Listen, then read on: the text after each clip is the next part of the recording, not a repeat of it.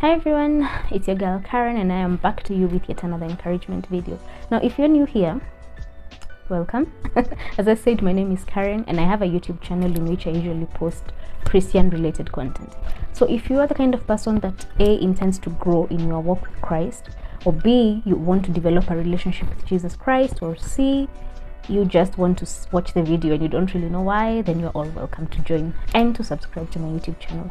Now, as I said, mostly I discuss Christian topics. Sometimes I do go a bit, of course, but basically I discuss topics that pertain to the Christian walk. Now, the other thing that I'm going to mention before I officially start is that beginning today, Saturday, I do have an intention to post a video on YouTube and on my other social media platforms every Saturday. And in these videos, we'll be picking one topic and we'll be discussing that topic together. I'll post the video and then maybe if you have questions or comments, we can discuss them later. So today is the debut of that series. So ta-da! I hope you enjoy it. The other thing I'm hoping is that my cat Mimi, who is lying right here, is going to be quiet through this session because I don't want to keep starting over. So if you hear some meows and purrs, please just bear with it. Now moving on, today's topic, we are starting off at a very somber place and we are starting on the topic of prayer.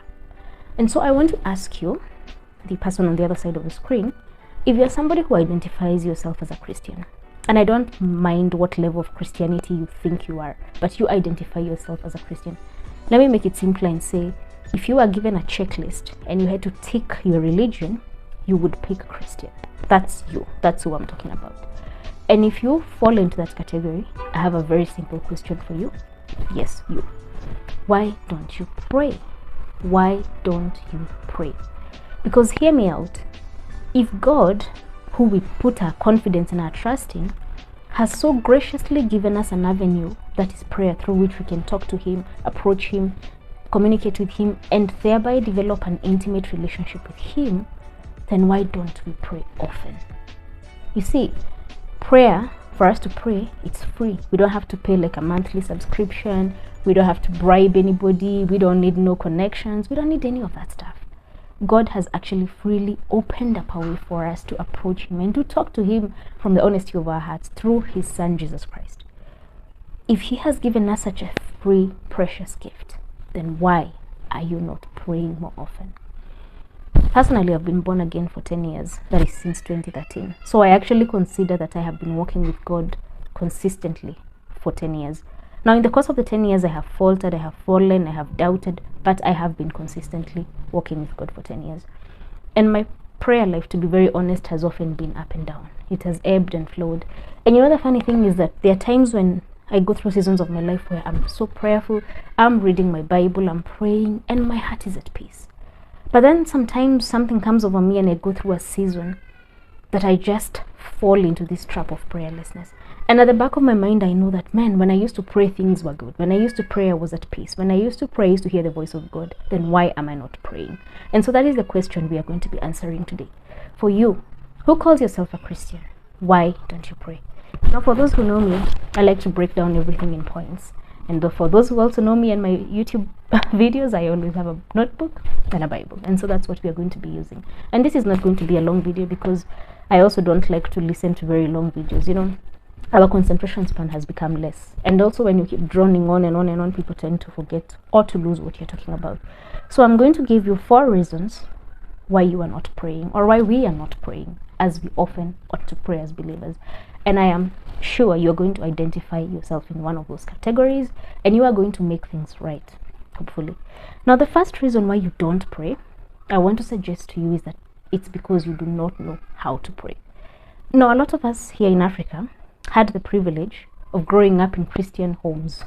And sometimes what I mean by Christian homes is that you went to church on Sunday. It doesn't really mean that there was any real relationship with God. It's just a routine. You went to school on Monday to Friday, you rested on Saturday, and you went to church on Sunday. And so you don't really know God. You know bits and pieces of Him, but you do not really know who God is. And so it's like having a conversation with somebody who you don't even know. You know, like when you're having a conversation with a stranger and it's awkward and the small talk is like forced and you just want to finish that conversation and leave. And so what happens is that for most of us, because you do not know God, then even trying to initiate any conversation with Him feels like awkward small talk. And especially because when you're praying, of course, you're not going to hear God speaking back to you audibly. So you don't know how to pray. You just get into the prayer closet, or you try to pray, and unless you pray the Our Father and the recited prayers, then there's really nothing else that you can come up with.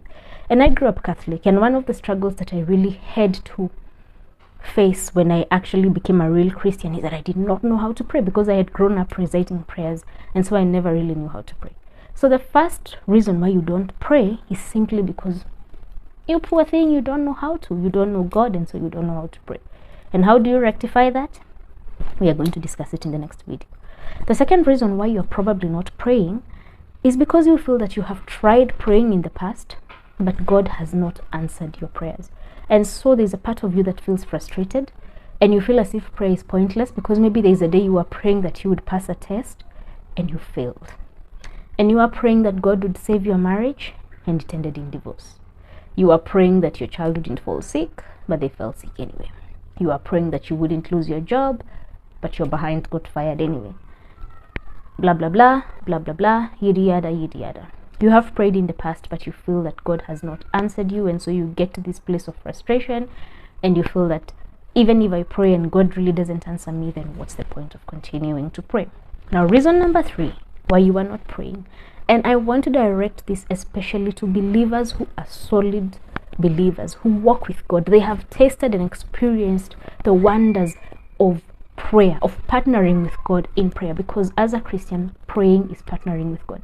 So this one is actually a rebuke for us Christians who have known the power of salvation, who have tasted and seen the goodness of God, who have seen the efficacy of fervent prayer, and yet we have allowed ourselves to slump into a place of prayerlessness, where we are jumping out of our beds like rats without praying.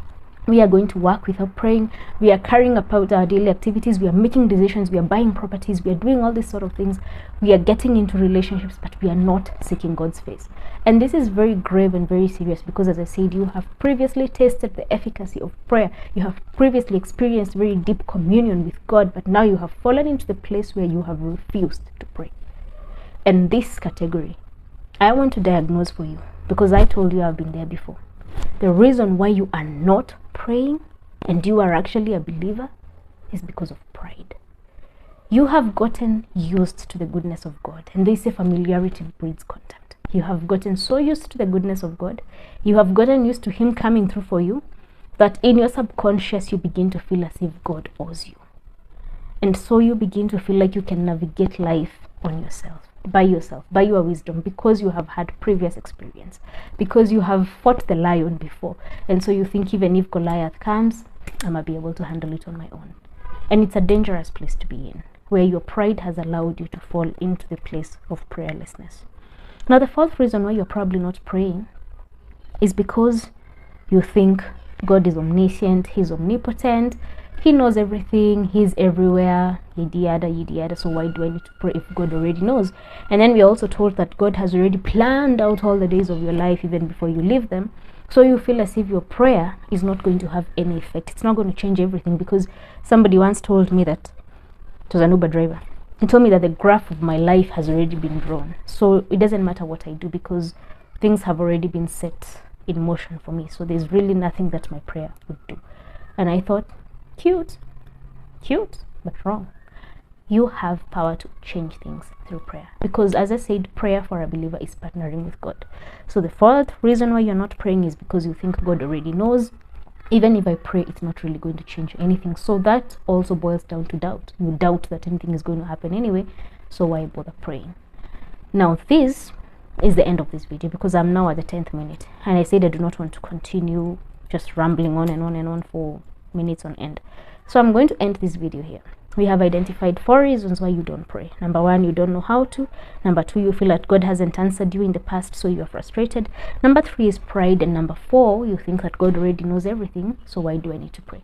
Now, if you would like to find out how to rectify these, then I highly recommend that you stay tuned next Saturday, because we are going to be doing another video in which we are going to answer all this.